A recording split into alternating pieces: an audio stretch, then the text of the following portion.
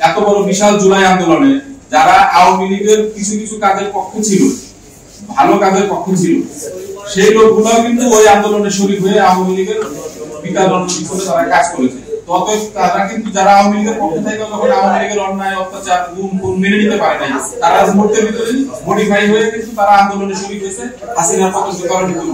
তো ভোটের বেলা ঠিক সেরকমই হবে যে একেবারে আমি বাংলাদেশের আওয়ামী লীগের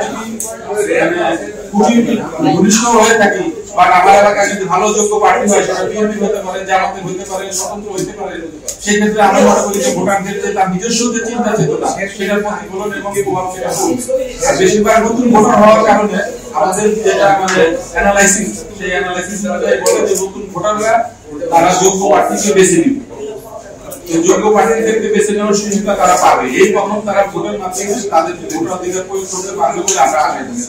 আমরা যেহেতু মানে দীর্ঘদিন একটা বিএনপি সংগঠনের সাথে আমরা জড়িত, একসাথে কাজ করতেছি, তো আমাদের বেলায় হয়তো কমিটমেন্ট কিছু আছে যে সরাসরি আমরা কিছু প্রার্থী পাবো, অথবা যদি প্রার্থী সরাসরি আমরা সেইভাবে নাও পাই, আমাদের জন্য দলীয় ভাবে দলীয় দৃষ্টিকোণ থেকে আমাদের জন্য কিছু সুযোগ সুবিধার সৃষ্টি হবে।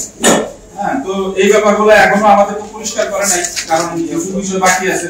এগুলা ওনারাও ওনাদের রাজনৈতিক ভাবে জিনিসগুলো দেখতেছে, আরো হয়তো সময় লাগবে, কিছুটা সময় লাগবে আপনারা এই জিনিসগুলা মাধ্যমে আপনারা জানতে পারবেন। আজকের যে মেসেজটা স্পেসিফিক ভাবে আমাদের ফরিদগঞ্জ 4 আসন যেটা, এইটাতে যে নমিনেশনটা হয়েছে সেখানকার বর্তমান পরিস্থিতিটাই আপনাদেরকে তুলে ধরলাম, এবং আমরা বিএনপিকে বোঝানোর চেষ্টা করবো যে এই নমিনেশনটা চেঞ্জ করার জন্য। হাইকমান্ডের সাথে যোগাযোগ করছেন বিএনপি? হ্যাঁ, বিএনপির সাথে এটা নিয়ে আমাদের প্রতিনিয়ত যোগাযোগ হচ্ছে। প্রার্থী পরিবর্তনের যে বিষয়টা, এটাই আপনাদের সামনে রাখা হচ্ছে। আপনি বলতে আগের মত মাথা নিচে করে দিয়েছেন, স্পেসিফিকভাবে কাজ পরিবর্তন কাকে দিলে ওখানকার তৃণমূল শক্তিশালী হবে, বিএনপির জন্য ভালো হবে, সেটাই আমরা এখানে তুলে ধরছি।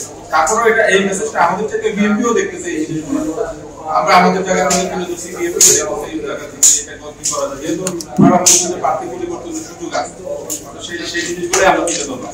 আপনাদের মাধ্যমে ব্যাপারটা তুলে ধরলে এটা আরো বেশি গ্রহণযোগ্যতা পাবে। আসলে আপনি যে প্রশ্নটা করছেন যে ভোটারদের ভিতরে বিভাজন, ভোটারদের ভিতরে আমরা কোনো বিভাজন করতেছি না। আমরা এখানে বাংলাদেশের প্রতিটা নাগরিক যার ভোটের অধিকারের মতো অবস্থা হয়েছে, এই সিদ্ধান্তটা সম্পূর্ণ তাদের উপরে আমরা ছেড়ে দিচ্ছি। আমরা শুধু বলতেছি যে যেহেতু এবার বহুদলীয় দলের একটা নির্বাচনের একটা পরিবেশ সৃষ্টি হয়েছে, এখানে স্বতন্ত্র প্রার্থী সহ প্রত্যেকটা আসনে কম করে হলো 10 থেকে 15 জন করে প্রার্থী থাকবে।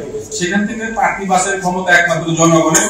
জনগণ এখান থেকে তার পছন্দের প্রার্থীকে বাছিয়ে সে ভোটটা দিতে পারে। তার ভোট অধিকারটাই নিশ্চিত করাটাই এখন সবচেয়ে বড় চ্যালেঞ্জ। আমরা রাজনৈতিক দল নির্বাচন কমিশন এবং অন্যান্য যত সংগঠন আছে সবাই থেকে শুধু জনগণ যেন সুন্দরভাবে একটা ভোটের পরিবেশ এবং ভোট দিতে পারে, সেটাকে আমরা ফোকাস করতেছি। ভোট কাকে দিবে, কি করবে, কত পার্সেন্ট দিবে, নতুন হোক পুরান হোক, সেটা বিষয় না। বিষয় হলো সে সুন্দর একটা পরিবেশে ভোট দিতে পারছে কি পারছে না। এই বিষয়গুলো নিয়েই আমরা দলীয় ভাবে এবং নির্বাচন কমিশনের সাথে, আইন শৃঙ্খলা বাহিনীর সাথে আমরা এটা নিয়ে রীতিমতো আমরা কাজ করতেছি। হ্যাঁ, মূল বিষয় হলো যে ভোটার যেই হোক, সে যেন তার ভোটটা সে সঠিকভাবে প্রয়োগ করতে পারে।